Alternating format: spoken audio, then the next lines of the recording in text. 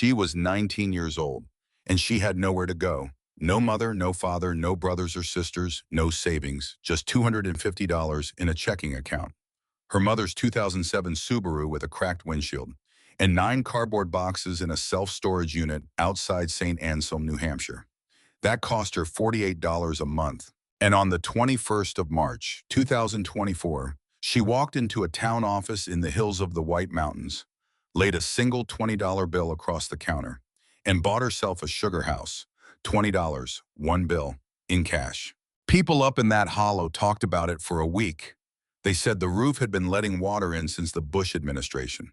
They said the evaporator was gone for scrap in 2019. And a sugar house without an evaporator is a shed with a hole in the top. They said the man who owned it had been dead since January, that he had left it to nobody because he had nobody, and that a 19-year-old girl with a cracked windshield had just made herself responsible for a building the town of Millbrook Hollow had spent 4 years trying to give away. They were right about every part of it. But what none of them knew, what old Malachi Ashcroft had gone into the ground without telling one living soul, was that the ash pit under the boiler had a stone in the bottom of it that had been cut square, and what waited beneath that stone had been waiting for 26 years for her. Her name was Hattie Rose Aldrich, and in the spring of 2024, she had exactly $250 to her name. That was it. No mother, no father, no brothers, no sisters, no aunt in Portland to call when the power got shut off, no uncle in Manchester who could co-sign a lease, just a girl in a car and 9 boxes. The car was her mother's, a 2007 Subaru Outback, with a windshield that had cracked in November of 22 when a chunk of ice fell off a logging truck on Route 3. Ruth Ann had never fixed it because the deductible was $500, and Ruth Ann never had $500. The boxes were in a self-storage unit outside St. Anselm. Unit 47B, cinder block walls, a roll-up door with a padlock, $48 a month, due on the 1st. Everything Hattie Rose Aldrich owned in the world was inside them. Her mother's coats, her mother's Bible, a wedding photograph of a man she barely remembered, and a pair of hospital socks she could not throw away. Which brings us to the diner.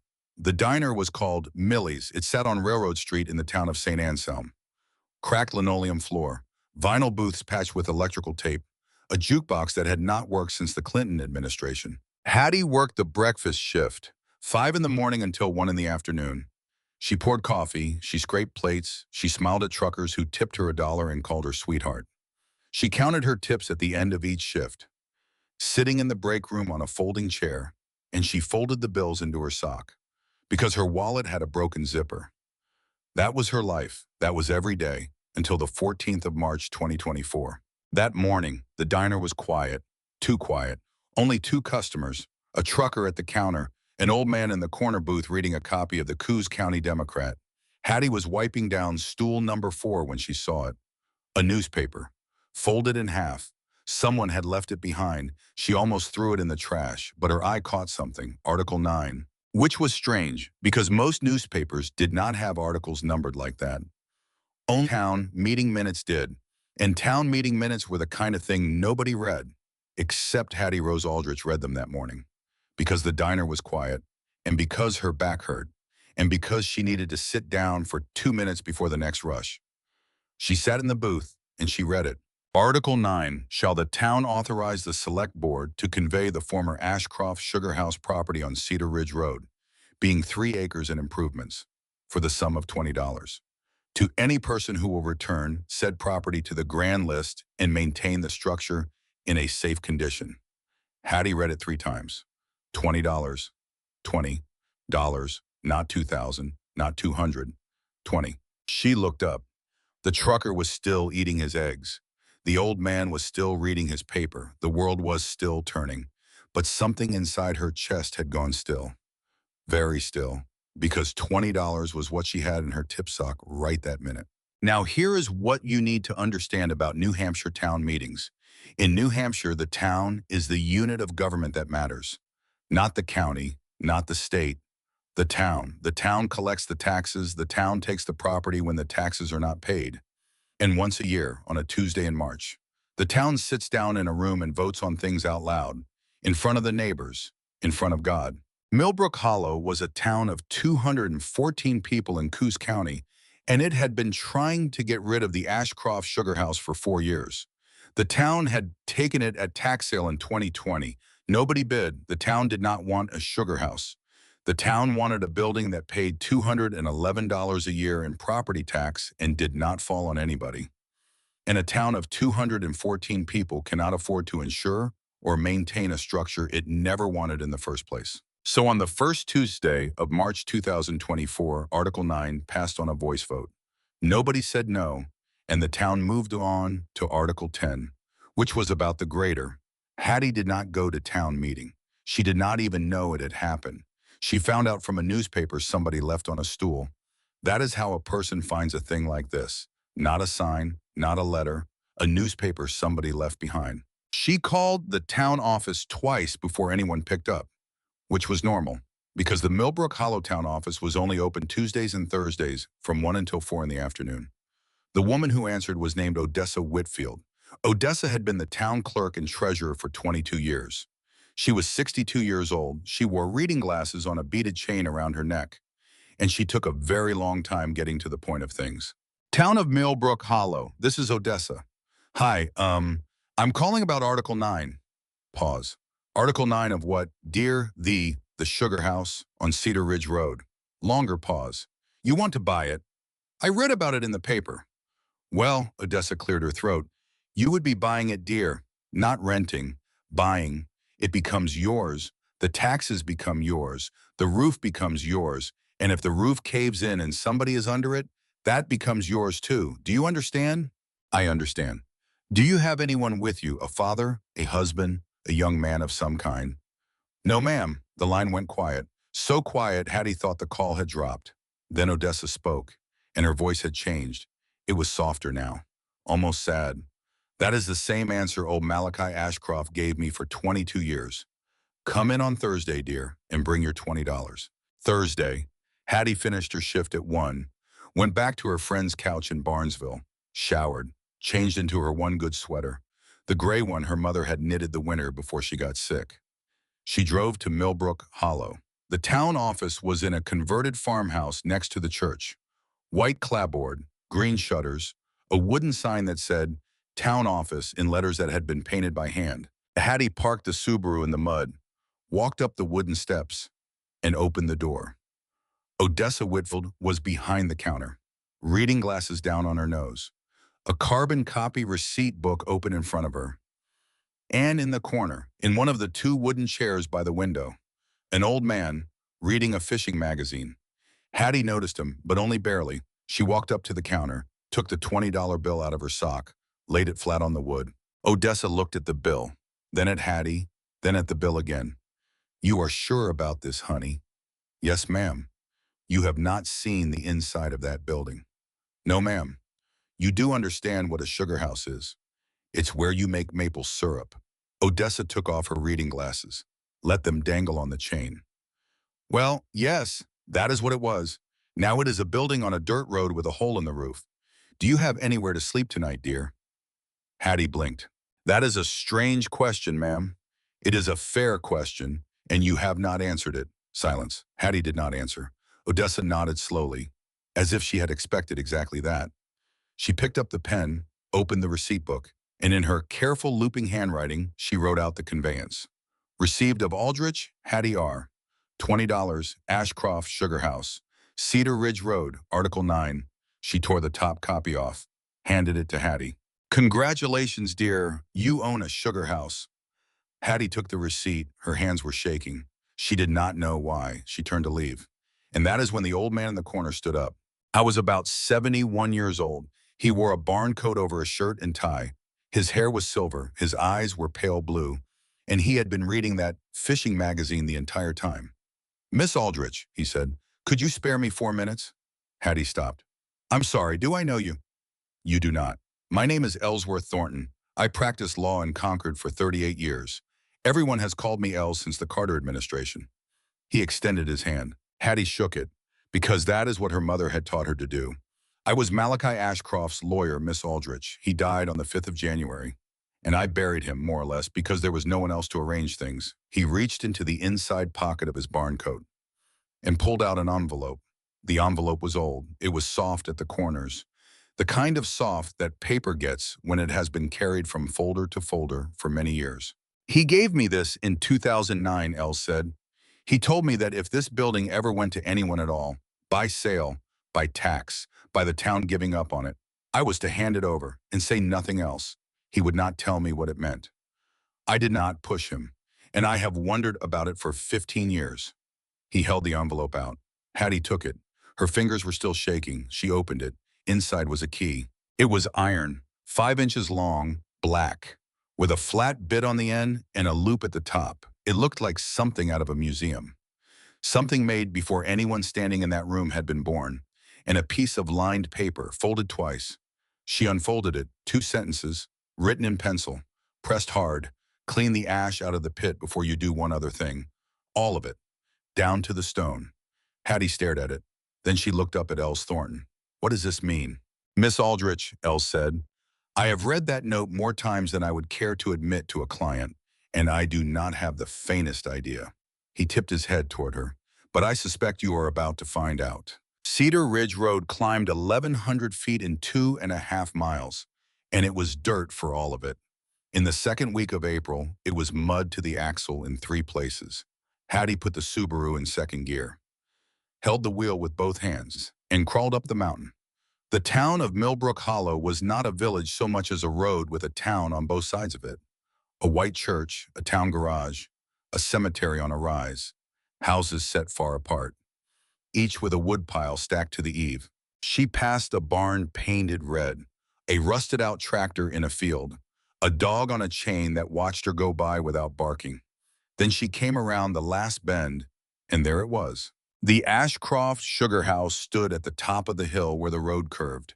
The land fell away east into the hollow, and the sugar bush stood up behind it.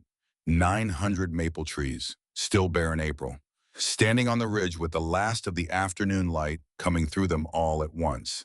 Hattie parked in the mud, turned off the engine, and sat there for a long moment, because she did not want to move, because she was afraid. Because for the last 14 months, every door she had opened had led to something worse than the last one, and she did not know if she could stand one more. But she got out. She had the iron key in her pocket, the note folded in her wallet. She walked up to the door. The building was 48 feet long by 20 feet wide, vertical board and batten siding, gone the gray color of an old fence post, a steep tin roof, and running most of the length of the ridge a cupola. That is the part people who have never seen a sugar house do not expect. A vent along the whole spine of the roof, hinged boards you crank open, because when you are boiling, 40 gallons of water has to leave that building for every gallon of syrup that stays in it. And it goes out of the roof in a white column you can see from the far side of the valley. A woodshed off the north end, 2 cords of split maple stacked inside, gone punky, rotten at the bottom. A gathering tank on a stand, 10-pane windows on the roadside, 4 of them broken, glass gone. And behind everything, up the ridge, the maples, 900 trees, standing, waiting. Hattie put the key in the lock. It did not turn. She pulled it out, blew on it, wiggled it, tried again. It did not turn. She used both hands. It turned. The door swung inward on hinges that had not been oiled in a decade. She stepped inside. A Sugarhouse is one room, and the room is mostly floor. Plank floor, worn silver down the middle where 50 years of boots had walked back and forth. A rack of hand tools with their shapes drawn around them in pencil. A pair of tongs, a ladle, a wooden paddle, a bench under the windows, a hydrometer cup, a stack of tin cans, a cot in the corner, with a folded wool blanket at the foot of it. Because when the sap runs, you do not go home. You sleep 40 minutes at a time in your own sugar house, with an alarm clock on the floor beside you, and in the middle, taking up a third of the building. The brick arch. The evaporator was gone. She knew that going in, it had been sold in 2019. And what was left was the thing it had sat on. It is called the arch, which the men up in that hollow have always called the boiler. It was a rectangular box of fire brick and mortar, 10 feet long, 4 feet wide, about waist high, open along the top where the pans used to sit. At the front was the fire door, under the fire door. Running the whole length beneath the grates, the ash pit. Hattie crouched down, pulled her phone out of her pocket, turned on the flashlight, shone it in. 51 years of boiling puts a great deal of ash in a pit. The pit was full nearly to the grates. Soft gray ash, clinker, the ends of unburnt wood, packed down, gone hard on top the way ash does when nobody has touched it in years. She stood up. Read the note again. Clean the ash out of the pit before you do one other thing. All of it, down to the stone. She had a snow shovel in the trunk of the Subaru, which is not the right tool. She went at it that afternoon for 2 hours, got maybe a fifth of it out, and by the time she quit, she had gray dust in her eyebrows, up both sleeves, in her nose, in her mouth, in the corners of her eyes. She drove back down the mountain, into St. Anselm, and walked into a store. The store was called Peabody's Feed and Hardware.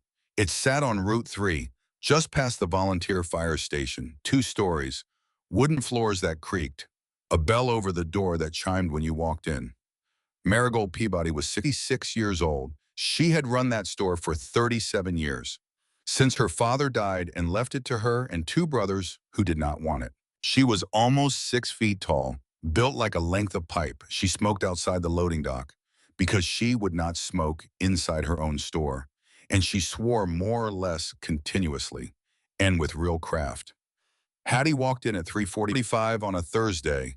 Marigold was behind the counter, ringing up a bag of chicken feed for a man in a Carhartt jacket. She looked up, and she stopped.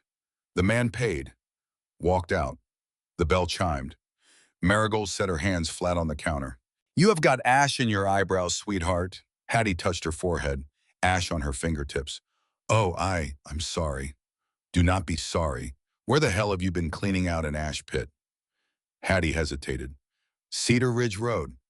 Marigold's expression did not change, but something behind her eyes did. "You are the one who bought Malachi's place." "How does everybody already know that?" 214 people, sweetheart.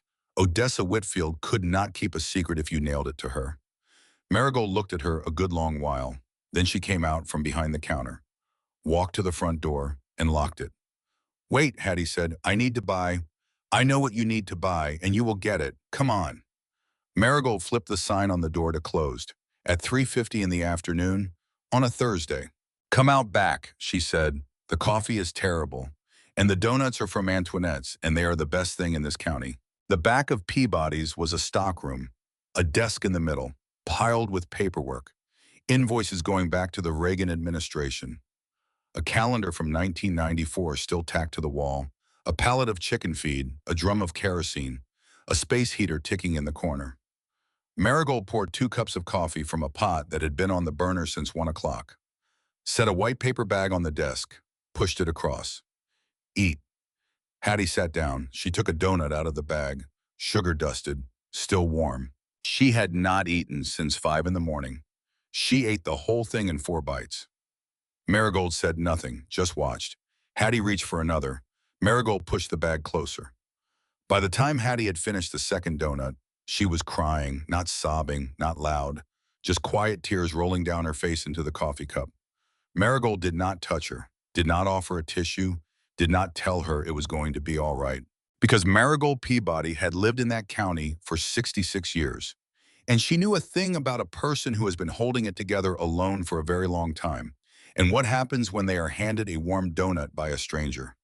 She just waited. When Hattie was done, Marigold slid a paper napkin across the desk. "All right, honey, tell me." And Hattie did.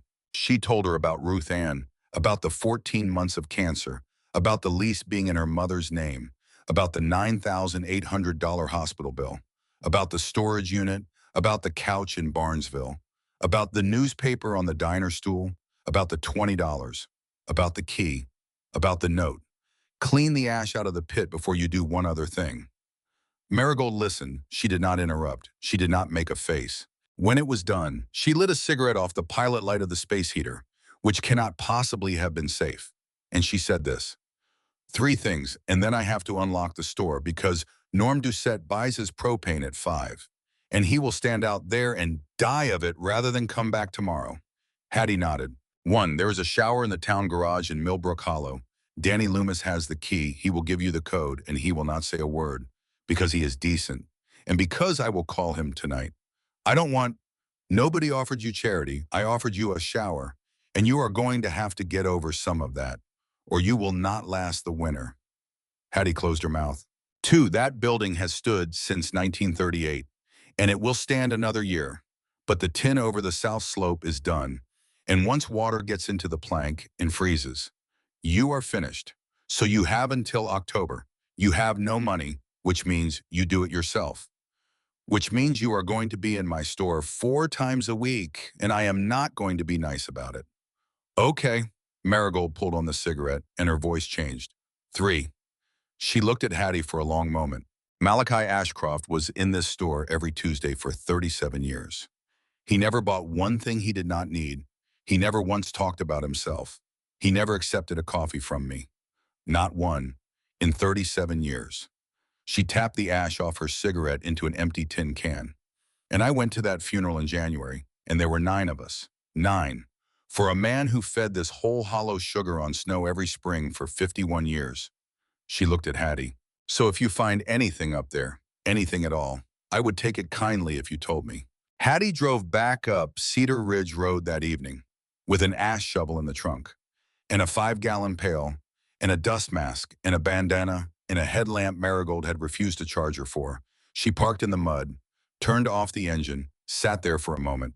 And this is what she thought about. She thought about her mother. She thought about the last week, the last real week, before Ruth Ann had stopped being able to talk, when she had held Hattie's hand in the hospital bed, and she had said, very quietly, almost like she was afraid someone would hear, "Baby, I am so sorry I did not leave you more." Hattie had not been able to answer, because there was no answer. Because Ruth Ann had not left her anything. Not because Ruth Ann had been careless, but because Ruth Ann had cleaned motel rooms on Route 3 for 29 years. And motel rooms on Route 3 do not leave you anything to leave to your daughter. Hattie sat in the Subaru with the ash shovel in the back seat, and she thought, maybe this is the thing. Maybe this is the thing she wanted me to have. And she did not know how to tell me, because she did not know it existed. But somewhere, somehow, the world was setting something aside for me. Maybe. She wiped her eyes with the back of her hand. She got out of the car. She walked to the Sugarhouse, and she started shoveling. It took her 4 evenings. 4 evenings after her breakfast shift. 4 evenings driving up Cedar Ridge Road with the last of the daylight going. 4 evenings with a dust mask on and a bandana over that, and still tasting ash at night. She filled 19 5-gallon pails. She spread it behind the woodshed, because wood ash is worth something on a garden. On the 4th evening, the 22nd of April, she got down to stone.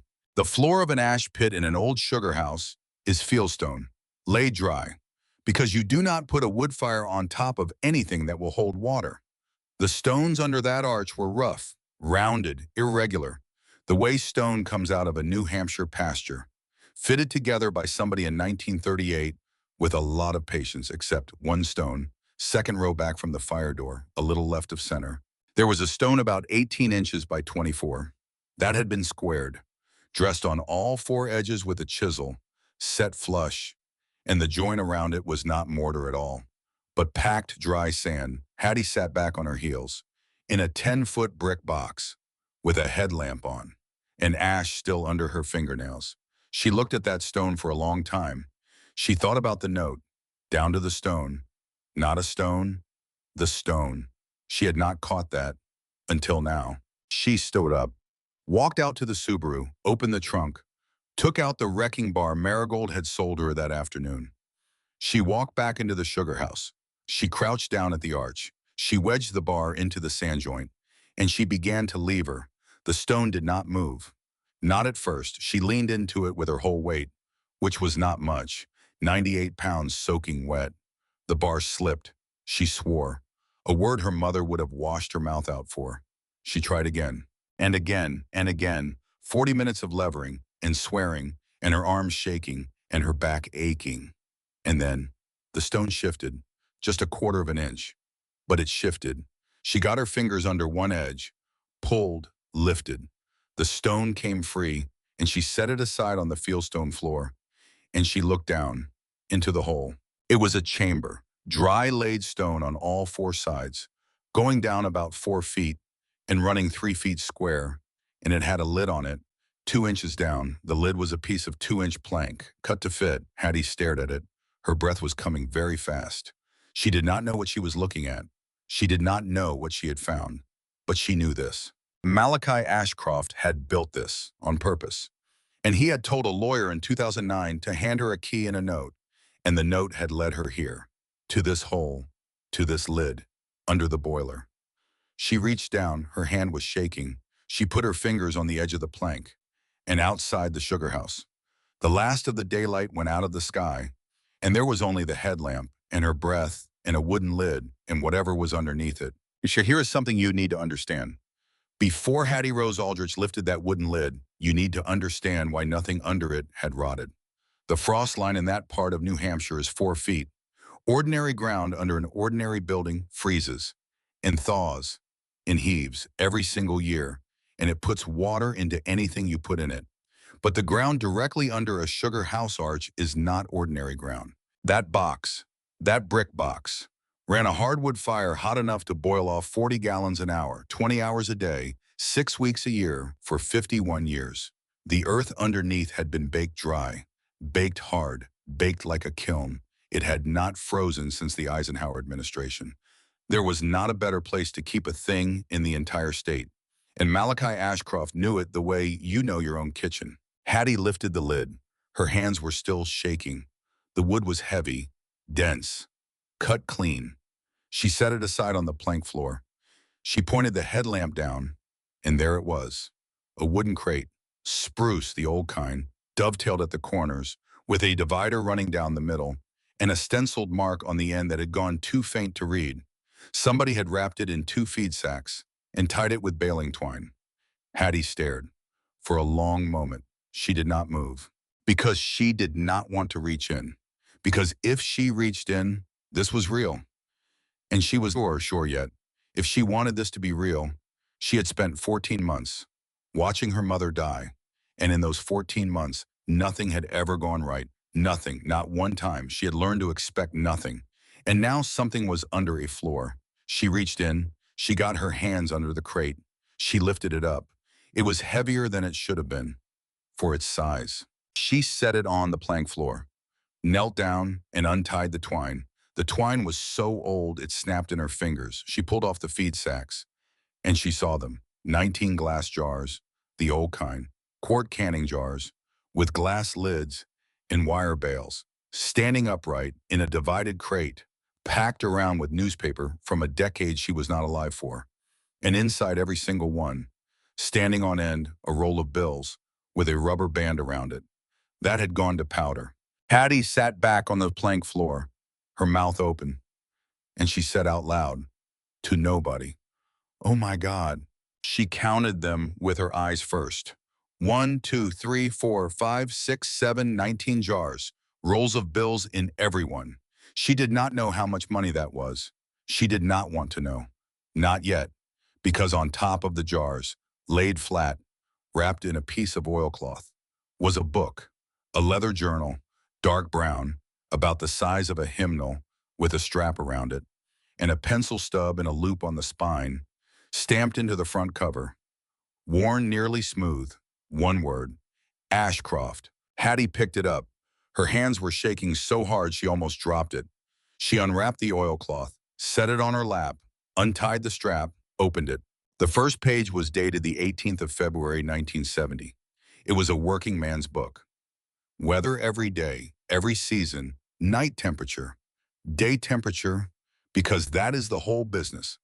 Any sugar maker will tell you it is that you need it to freeze at night and thaw in the day, or the sap will not move. Gallons gathered, gallons boiled, grate off the hydrometer.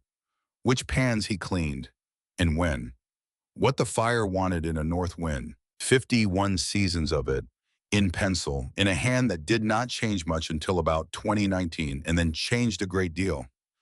Hattie turned the pages, slowly, carefully, as if the paper might crumble. But it did not crumble, because that hole was dry. She got to January of 1998, and she stopped.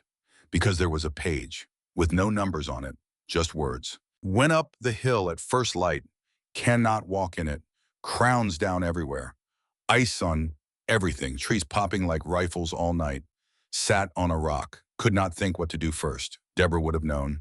Hattie read that sentence 3 times. Deborah. Who was Deborah? She kept reading. The name came back. Once every few years. Never explained, never described, just there, like a hand on his shoulder. Deborah's birthday today, 52 would have been. Made her recipe for the pancake supper. Amber Rich, she always said Amber was the honest one. 19 years today. Deborah Ashcroft, his wife. Hattie would find out later, from Marigold, that Deborah had died in 1981 of an aneurysm in the kitchen of the house that was not there anymore. She was 34. They had no children. He had never remarried. He had sugared alone for 43 years. Then she got to the last third of the book, and it was different. It started on a page by itself, and it was written slowly. The way a man writes when he has thought about the words in the woods for a season before he set them down. 3rd of March, 1998. What I am going to do and why. I have got no one to leave this to. I have made my peace with that, mostly. The town will get it for the taxes when I am gone, and the town does not want it. And it will sit, and then somebody will have it who has no money, because nobody with money buys a sugar house. That is a fact, and I do not say it bitterly. So this is for them, whoever they are. Not for the building. The building will stand. This is for the first year. The tin, the pans, the wood, the taxes, and enough left over to eat on through mud season. Because the first year is the one where a person quits. Not because they cannot do the work, because they run out of money in March, with the sap running, and no way to buy oil for the truck. And they go and get a job in Littleton. And the place sits again. I have put in $180 to start. It is what I have got. Hattie stopped reading. She was sitting on the plank floor of a sugar house at 9 o'clock at night with a headlamp on, and her hands were shaking, and her breath was coming very fast. And she was not somebody who cried easily, but she was crying now because Malachi Ashcroft had written those words on the 3rd of March, 1998, when he was 56 years old. And his wife had been dead for 17 years, and he had no one. And he had sat down at a plank bench in this same building, and he had put $180 in a jar for her. He did not know it was her, but he had done it for her. She kept reading. After that page was a ledger, 26 years of it, a line for every deposit, most of them small, in a column with a running total at the bottom of every page. 14th of August, 1998, $70, sold the spare chain and the extra bar. Did not need to. 3rd of November, 2001, $120. Cut and sold 4 cord off the flat. 22nd of May, 2004, $290. Best year since 96. Amber, most of it. 7th of January, 2009, $50. That is all this month. Furnace at the house went, had to fix it. 14th of September, 2013, $180. Fair year, 3rd of February, 2017, $160. I am 75 years old today. 22nd of October, 2019, $60. Sold the evaporator to a fellow from Quebec. Should have got more. My hands would not do it anymore. There was no sense keeping pans I cannot lift. Hattie read that entry, and she put her hand over her mouth. My hands would not do it anymore. She thought about that, an old man, alone, in a sugar house, deciding that his own hands could no longer do the thing he had done every year of his adult life, and still, putting $60 in a jar for a stranger. She kept reading. 8th of December, 23, $30. 18th of November, 23, $20.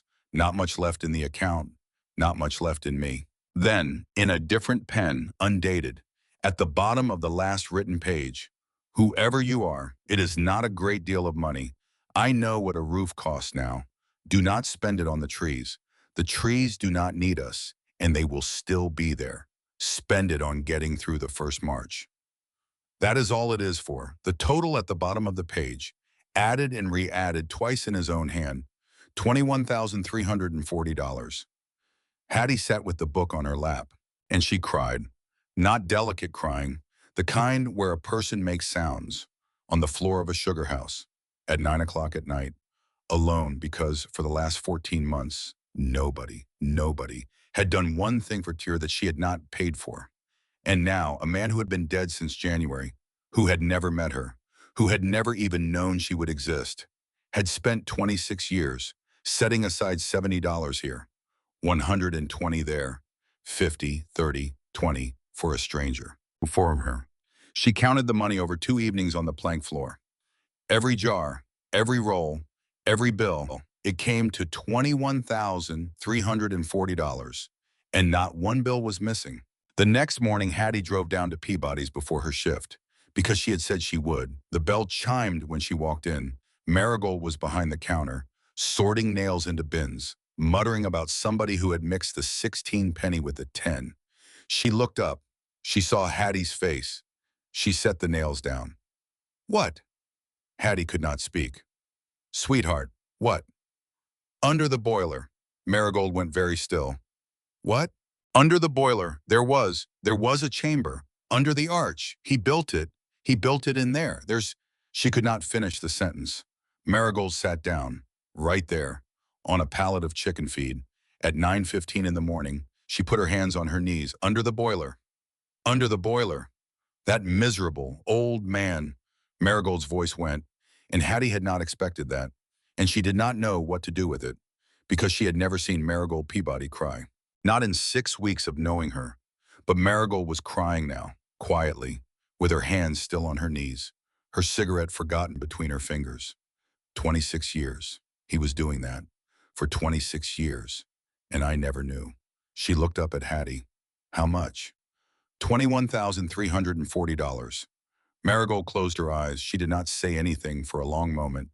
Then she said, very quietly, there is something else that you do not know yet. Marigold got up off the chicken feed, went to the door, locked it, flipped the sign to closed. At 9:18 in the morning. Then she came back. She did not sit down. She stood in front of Hattie, arms crossed. There is a thing, she said, that the old people in this hollow call the last night. Did he write it in the book? He wrote it. How many times? I don't know, a lot. 51 times. Hattie looked up. 51? Marigold nodded, slowly. The last night is the final boil of the season. Every sugar maker in New England has one, somewhere in the first week of April. The buds swell, the sap goes off, the season is over, and every sugar maker runs one last batch through the pans. She lit a cigarette off the space heater again. Most of them do it alone, and they go to bed. She looked at Hattie. Malachi Ashcroft did not do it alone. Marigold told her, starting in 1974, the year after the Millbrook Hollow Elementary School closed. And the children of that town started riding a bus 28 miles each way to get to a school in Berlin. Malachi Ashcroft put the word out. That on the last night, the sugar house was open. Anybody could come. He made sugar on snow. You boil the syrup up past 234 degrees, and you pour it in ribbons over a pan of packed, clean snow, and it goes to taffy on contact, and you eat it off a fork with a plain donut and a dill pickle. If you have never had it, the pickle sounds insane and is not. 51 years, every April, in a building with no plumbing, on a dirt road, for 200 people, who mostly did not have anywhere else to be, in the first week of April. It is the ugliest week, and the longest week, and the poorest week of the New Hampshire year, and in the front of that journal, at the bottom of the entry for the last night of every season, he had written down who came, not a head count, not a number, names. Marigold said it slowly, so Hattie would understand. 51 lists in 51 years, and the ones at the end of each list are the children, because he wrote the kids separately, with their ages beside them. Hattie went home that night, to the sugar house, because that was home now, and she opened the book, and she counted. It took her 3 hours. She sat on the plank floor, with the headlamp and the pencil stub and a piece of scrap paper. She counted every single name. Some names appeared once. Some appeared for 51 straight years. Some started as a child. with an age beside them. Timothy Beaudry, age 7, 1976, then next year. Timothy Beaudry, age 8, 1977, then no age. Timothy Beaudry, 1985, then later. Timothy Beaudry and Sarah Beaudry and their son Nathan, age 2, and on and on. Whole families growing up, getting married, having children, and still coming every April to a sugar house on a dirt road to eat taffy off a fork because Malachi Ashcroft had put the word out. Hattie counted, and she counted, and she counted. She stopped at 3 in the morning. Total 1,142 names. She sat with that number on the plank floor of a building she had bought for $20. And she thought about the fact that 9 people had come to his funeral. 9. For a man who had known 1,142 names. Ozzie Ordway was 53 years old. He drove the grader for the town of Millbrook Hollow. He was a big man, broad shoulders, silver hair, a face that had been outside every day of its life. He came up to the sugar house on a Saturday in June because his wife had made him. She had heard about the girl on the hill and the book from Marigold, who had told Odessa, who had told the entire hollow by Tuesday afternoon. Ozzie parked his truck in the mud, got out, took his cap off, held it in his hands. He knocked on the sugar house door. Hattie opened it. She was in an old flannel shirt of her mother's, sleeves rolled up, sanding a window sash on a sawhorse. She wiped her hands on her jeans. Yes, I'm Ozzie Ordway, ma'am. Okay. I heard from Marigold that there was a book. My wife made me come. Hattie looked at him for a moment. Then she stood aside. Come in. Ozzie stepped into the sugar house, his hat still in his hands. He looked around at the plank floor, or the rack of tools, the brick arch, the cot in the corner. He had not been in this building in 45 years. Hattie walked to the bench under the window, where she kept the journal. She opened it. What year, Ozzie? I don't, ma'am. I don't know exactly. How old are you now? 53. So we go back to when you were what, 6, 7? 7, I guess. I remember. He gave me a piece of taffy off the fork, and it was too hot, and I dropped it in the snow. Hattie did the math. She flipped the pages. She ran her finger down the list, and she found it. Ozzie Ordway, age 7, 3rd of April, 1978. She turned the book around. She pushed it across the bench. Ozzie leaned down, his cap in one hand, his other hand on the bench. He read his name, and he did not say anything for a long time. Then he stepped back. He put his cap on. He walked to the door. He opened it. He walked outside. Hattie watched him through the window. He walked to his truck. He stood next to it. He put his hand on the hood, and he cried. Right there, in the mud, in June, for maybe 5 minutes. A grown man, 53 years old, who drove the grader for the town, crying over his own name in a dead man's book. That is how it started. By the middle of July, there had been maybe 20 people up that hill. By August, 40. They came alone, in pairs, in families. They stood in the sugar house, cap in hand, and they said their name, or their mother's name, or their grandfather's name, and Hattie found them in the book every time. The town of Millbrook Hollow, which had spent 4 years trying to give that building away, had somehow become a town that had opinions about its roof. Then the letter came. The letter came through Els Thornton, because Els Thornton was one of 2 lawyers in Concord who anyone in Millbrook Hollow knew by name. And so a man from Boston, who was buying land in New Hampshire and who had heard about the sugar house on Cedar Ridge Road, had written to Els. Els called Hattie on a Tuesday. Miss Aldrich, I have an offer for you on the property. I want you to come to my office in Concord. This is not a phone conversation. Hattie drove down that Thursday. Els Thornton's office was on a side street, in a converted Victorian house, bookshelves floor to ceiling, a grandfather clock in the corner, the smell of old paper. Els sat behind a desk. He slid the letter across. I want you to read this yourself. Hattie picked it up. She read it. The letter was from a man named Preston Vandermeer. Preston Vandermeer was 51 years old. He lived in the Back Bay of Boston. He was a partner at a private equity firm. He had bought 400 acres on the far side of the hollow 6 years ago to use as a family retreat. He had heard about the sugar house. He was not villainous. The letter said so, in so many words. Miss Aldrich, I write to you with the greatest respect. I know that the property you have taken on has personal significance, and I do not write to insult that. I am the owner of the Vandermeer property across the valley. I have been in that hollow since 2018, and I have driven past the Sugarhouse on Cedar Ridge many times.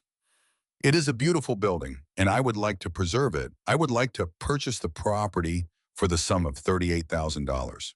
I would take the roof off and put in glass and convert the shell to a guest house for my family. I would keep the cupola.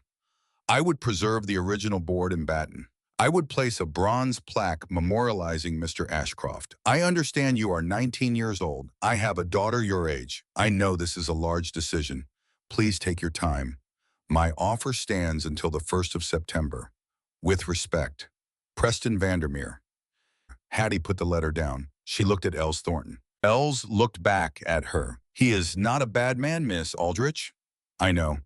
$38,000 is a serious offer. I know. He would take good care of the building. I know. Els took off his reading glasses. Do you want my advice? Please. I do not have any. Hattie half smiled. Els did not. I have been a lawyer for 38 years, Miss Aldrich, and I have learned one thing, which is that when a decision is this big, nobody can make it for you. Not your lawyer, not your friend, not your neighbor. You have to sit with it, and you have to know what you know, and I do not know what you know. Hattie folded the letter. She put it in her purse. She stood up. Thank you, Mr. Thornton. Take your time, dear. Yes, sir. She drove back up Cedar Ridge Road that afternoon. She parked in the mud. She sat in the Subaru for a very long time because $38,000, because that was an apartment with her name on the lease, because that was the $9,800 hospital balance. Gone, because that was 2 years at White Mountains Community College in Berlin, because that was a car with an airbag light that was not on, because that was the end of the specific arithmetic. She had been running every single day since the 11th of February, 2024, the arithmetic of what happens if the Subaru does not start. Because the Subaru had a click in the starter. That had been getting worse since May. Hattie sat in the driver's seat, and she put her forehead on the steering wheel, and she thought, I could take it. I could take it, and nobody would blame me. Marigold would understand, Odessa would understand, Els would understand, my mother would understand, nobody would blame me. And that was the moment, that was the exact moment that she thought, except him, except one person. She sat up, she got out of the car, she walked to the Sugarhouse. She unlocked the door, she went inside. She walked to the bench, she picked up the journal. She opened it to the last written page, the one in a different pen. She read the last line again. Spend it on getting through the first march. That is all it is for. She stood there, in a 51-year-old building, with a hole in the roof over the south slope, and she said, out loud, to a man who had been dead since January, I'm not going to take it. She waited. For what she did not know, the building did not answer. But the wind came through the cupola, and it moved the pages of the journal. Just a little, just enough to turn one page, to the list of names for 1987. Hattie looked down, and her breath stopped, because right there, about halfway down the list, in a hand she had come to know as well as her own mother's, was a name she was not expecting. Ruth Ann Beaumont, age 10, 4th of April, 1987. Ruth Ann Beaumont. Beaumont, that was her mother's name, before she was Aldrich. That was her mother's name. Hattie sat down on the plank floor, right where she was standing, because her legs had stopped working. Her mother had been here. Her mother, at 10 years old, had walked into this building on the 4th of April, 1987, and she had eaten sugar on snow, off a fork, with a plain donut and a dill pickle, and Malachi Ashcroft had written her name down, in pencil, 37 years ago. Hattie put her hand on the page. She traced the name, Ruth Ann Beaumont. Her mother had never told her. Her mother had never mentioned the Sugarhouse on Cedar Ridge Road, not once in 19 years, not one time. And now her mother was dead and could not tell her why. Hattie sat on the plank floor with her hand on her mother's name, and she did not move until the sun went down. until the sugar house was full of shadow, until the wind moved the pages one more time, and she did not know, she did not yet know, that she had not found everything, that there was still something in that book she had not seen, that there was still someone alive who knew her mother's name. It took her 4 days to write the letter. 4 days and 11 drafts, because the first draft was too long, and the second was too cold, and the third sounded like a lawyer wrote it, and the fourth sounded like a child wrote it, and the fifth sounded like someone who had already been beaten. And Hattie Rose Aldrich had been beaten for 14 months. But she was not going to sound like it in a letter to Preston Vandermeer. The 11th draft was 3 sentences. Dear Mr. Vandermeer, I am grateful for your offer, and I believe you meant it kindly, but this sugar house is not mine to sell. With respect, Hattie Rose Aldrich. She sealed the envelope, and she put it in the mailbox at the end of Cedar Ridge Road on a Monday morning. Before her shift, she did not tell Marigold. She did not tell Odessa. She did not tell anyone, because she was not sure she could say it out loud. But she had written it down, and once you write a thing down, it is a thing. Wednesday, the phone rang at the diner. Millie, the owner, picked it up. For you, honey. Some man. Hattie took the phone, wiped her hands on her apron. Hello. Miss Aldrich, Preston Vandermeer. Silence. I received your letter this morning. Longer silence. Yes, sir. I would like to come up and speak with you, in person, if you would allow me. Hattie looked out the diner window, at the parking lot, at the Subaru with the cracked windshield. When? Saturday, anytime you can spare. 2 o'clock. I will be there. He hung up. Hattie held the phone. Because.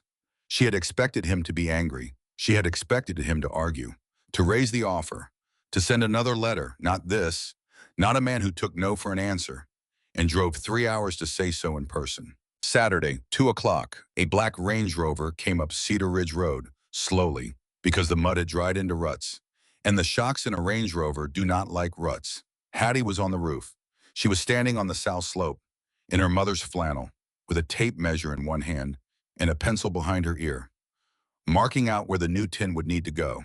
She saw the Range Rover coming. She climbed down the ladder, wiped her hands on her jeans, and waited. The Range Rover stopped. The door opened, and Preston Vandermeer got out. He was 51 years old, silver at the temples, tall, 6 feet, wearing a barn coat that had never seen a barn, and boots that had never seen mud until that afternoon. He walked up to her, held out his hand. Miss Aldrich, Mr. Vandermeer. They shook hands. He looked past her, at the sugar house, at the cupola, at the sugar bush on the ridge behind. His face did something.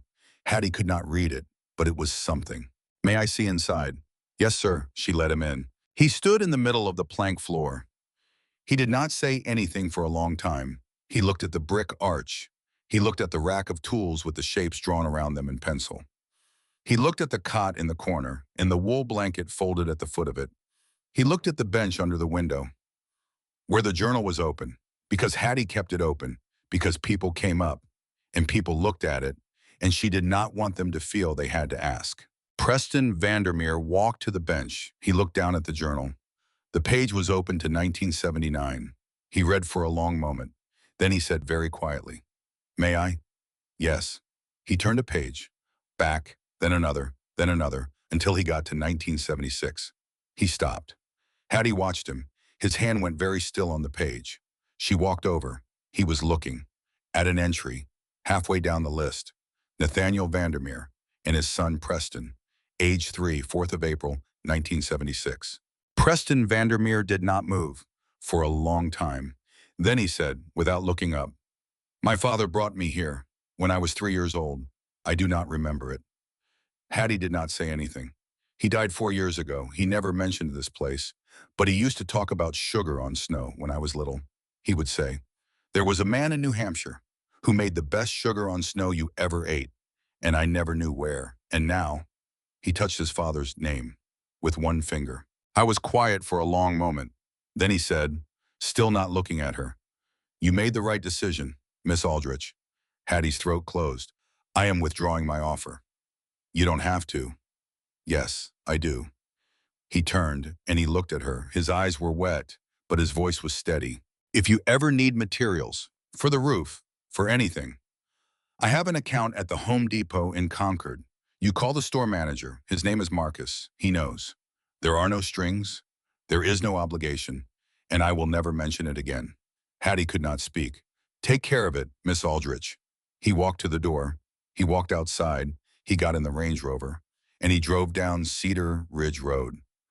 Hattie stood in the middle of the Sugarhouse, her hand on the bench, because her legs would not hold her. The roof went on the south slope in the second week of August, 9 days, 3 people up top, and Marigold Peabody in the dooryard on crutches, because Marigold had fallen down the stairs behind her store on the 3rd of July, trying to carry a case of toned cinnamon down to the basement in a hurry, which she had no business doing. She broke her hip.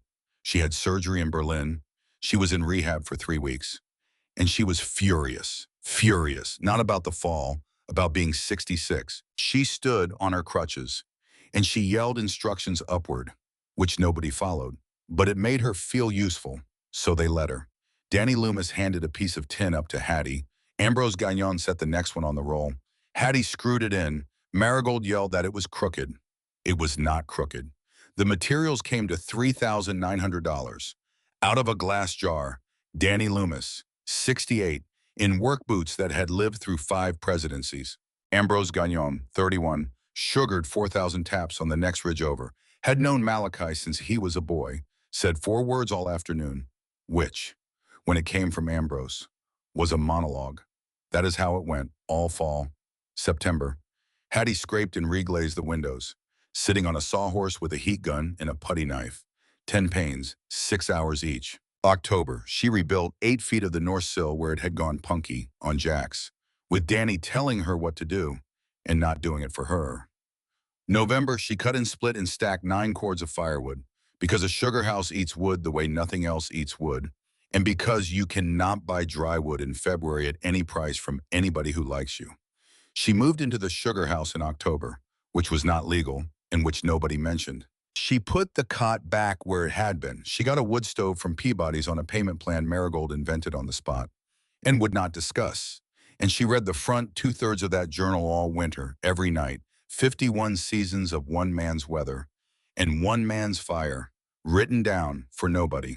And it turned out to be the only sugaring school she was ever going to get. In November, she drove up to Sheldon to look at a used 2x6 evaporator. The man who was selling it was 78. His name was Cyrus Robichaud. He had sugared for 50 years, and he was quitting because his hands would not do it anymore. It was $10,500. It was most of what was left in the jars. Hattie walked around it twice, and she thought about the note. Do not spend it on the trees. Spend it on getting through the first march. An evaporator was not the trees. An evaporator was the first march. She wrote the check. Cyrus Robichaud watched her sign it. He said, "You are 20 years old." "Yes, sir." "And you are buying this alone?" "Yes, sir." He looked at her for a long moment. Then he said, "I will haul it up there myself for no charge." "Sir, you don't have to." "I know, but I want to, because when I sold my last evaporator in the fall of 2019, it was hard and there was nobody there. And I have thought about that for 5 years. And I do not want another person to sign a check for an evaporator alone." Hattie put the check in his hand. She did not trust her voice. Cyrus Robichaud nodded. Once, he brought it up the mountain on the 10th of December. On Ann Ambrose and Danny and Hattie set it on the arch with a chain fall and 4 hours of language when it was on.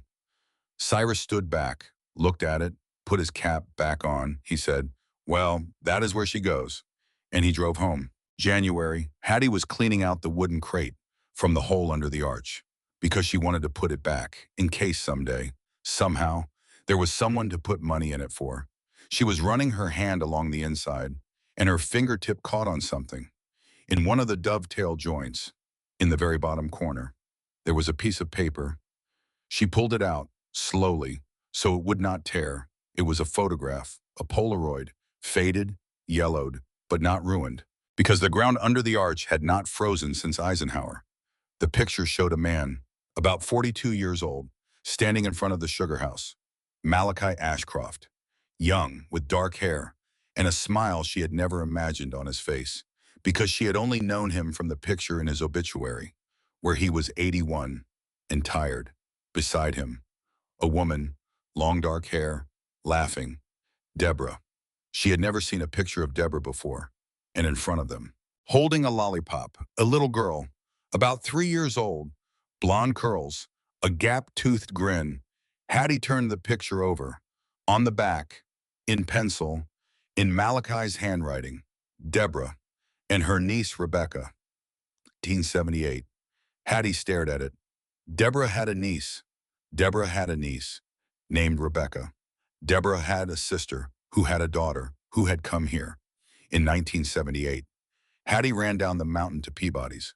The bell chimed. Marigold looked up from the register, saw Hattie's face. Now what? Hattie put the photograph on the counter.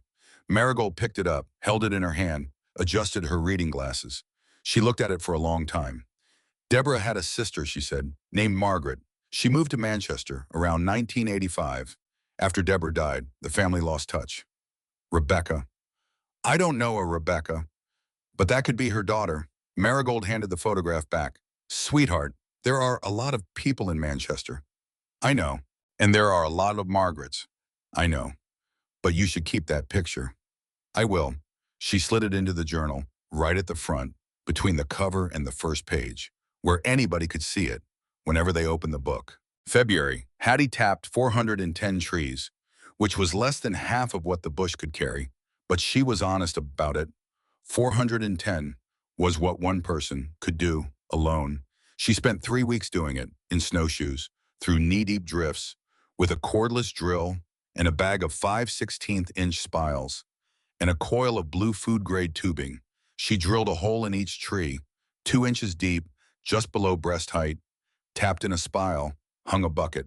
She did not use vacuum tubing because she could not afford it, because you cannot afford it.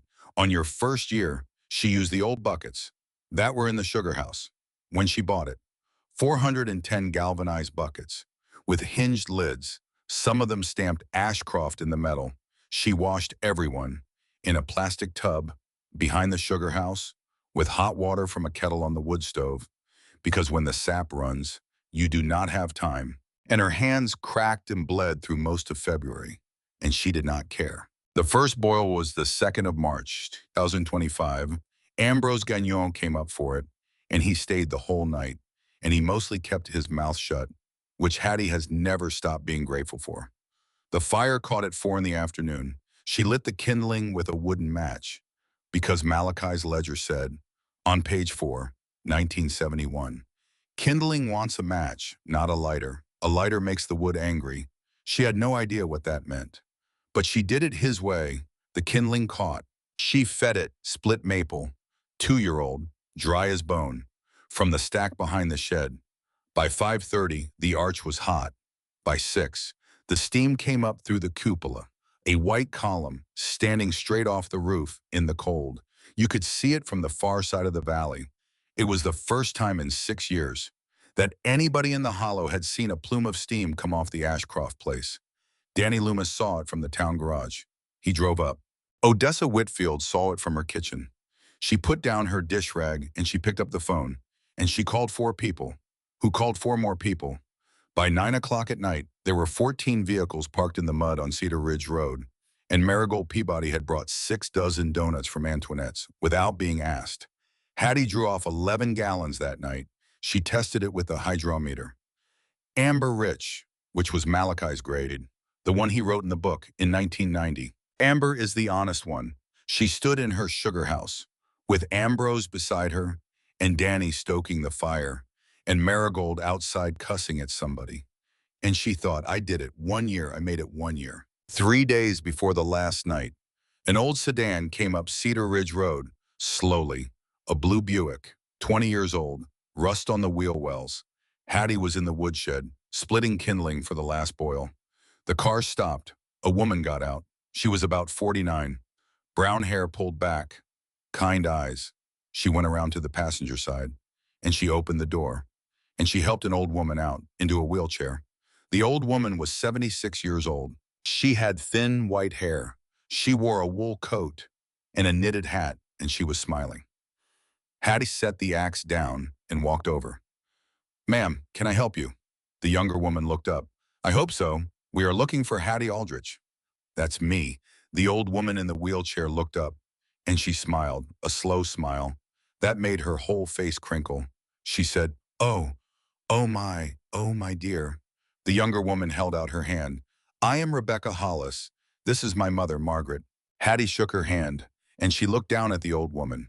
The old woman said, "I read about you in the Coos County Democrat, a small article about a 19-year-old girl who reopened the Ashcroft Sugarhouse."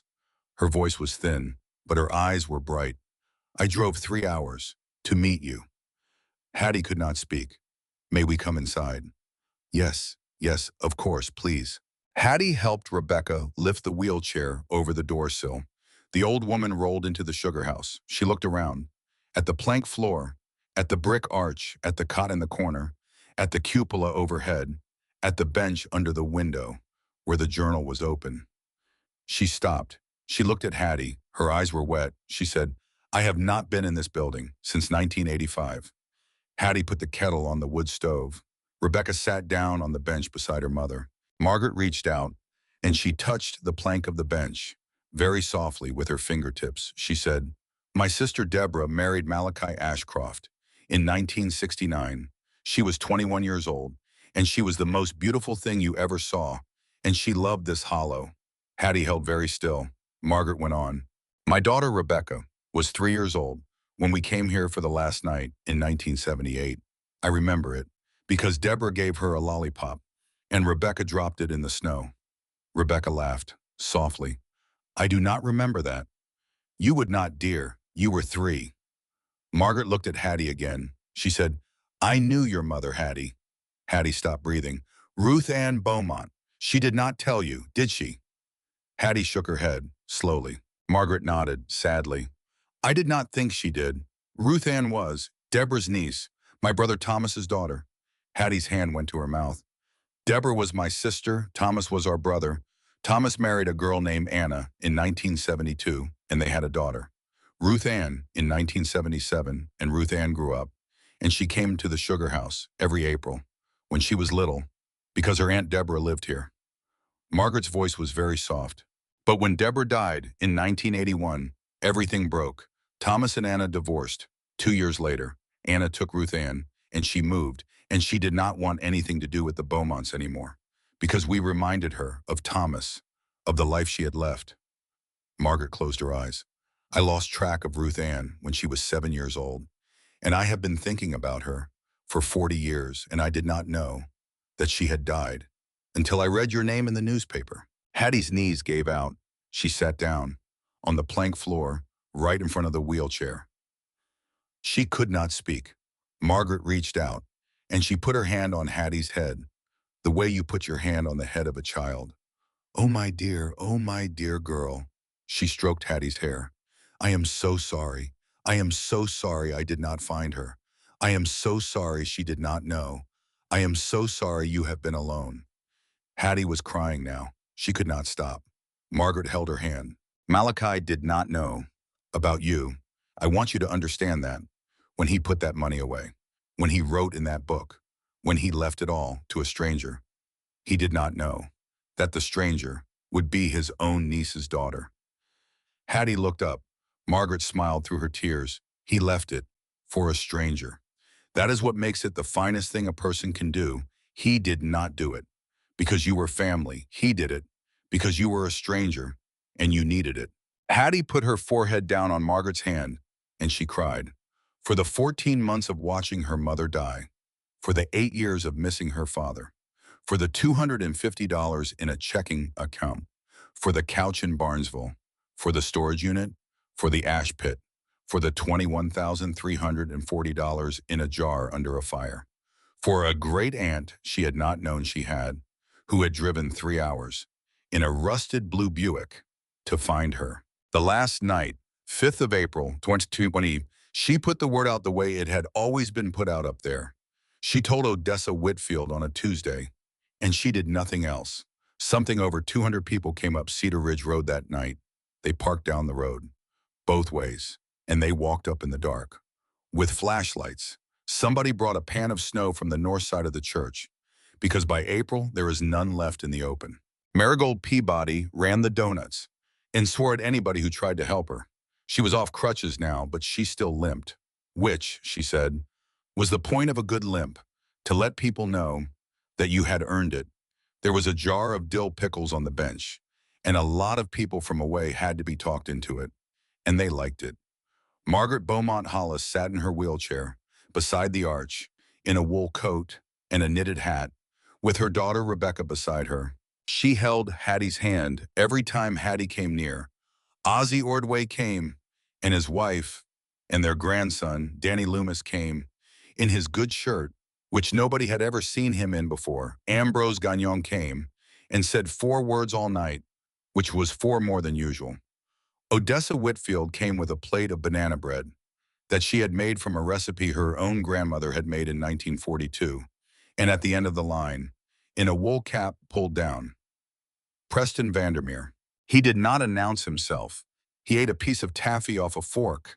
He signed the guest book Marigold had set out beside the journal.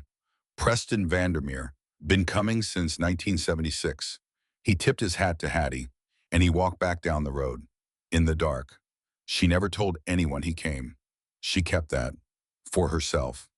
Hattie Rose Aldrich boiled the syrup up past 234 degrees, and she poured it out, in ribbons, over the snow, the way it was written down, in a book, in her own building, and she stood back, while a hollow of 214 people, plus 100 more from 3 towns over, lifted taffy off plastic forks, in a 48-foot room, with steam going out of the roof.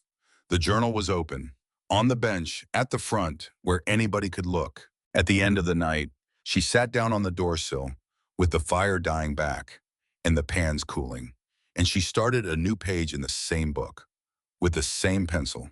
She wrote the date, 5th of April, 2025. Night temperature, 28 degrees. Day temperature, 44. Gallons, 11. Grade, amber rich. And then, underneath, the way he had done it for 51 years. She wrote down who came, every name she could remember, every child, with their age beside them. Margaret Beaumont Hollis, 76. Rebecca Beaumont Hollis, 49. Ozzie Ordway, 54. Preston Vandermeer, 52. Hattie Rose Aldrich, 20. And at the bottom of the page, in smaller letters, she wrote, Ruth Ann Beaumont Aldrich, in memoriam, Malachi Ashcroft, in memoriam, Deborah Beaumont Ashcroft, in memoriam, thank you. She closed the book. She set it on the bench. She went outside. She stood in the dooryard after the last of them had gone down the hill, in the wet cold of the first week of April, with the tin ticking as it cooled, and the steam thinning off the cupola, and the sugar bush standing up black behind the building. Against the last of the light, her hands hurt. The pans were clean. There were 410 taps to pull in the morning. And here is what she understood, standing there, that there is a kind of love that does not require you to be there to see it work. There is a kind of love that takes the shape of a jar. Under a fire, for 26 years, there is a kind of love that never gets a thank you because the person doing it is not there anymore. When the thank you comes, and that kind of love is the most valuable thing in the world. More valuable than $38,000, more valuable than a Range Rover. More valuable than an apartment with your name on the lease, because you cannot buy it.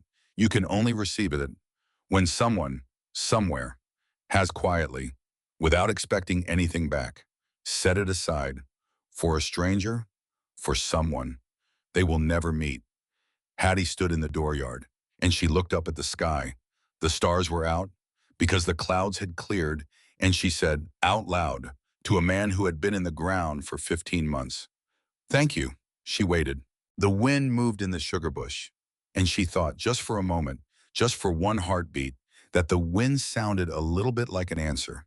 She went back inside. She closed the door. She banked the fire in the wood stove for the night. She lay down on the cot. She pulled the wool blanket up to her chin, and she slept, the best sleep of her life, in a sugar house that she had bought for $20, because that was the best $20 she had ever spent.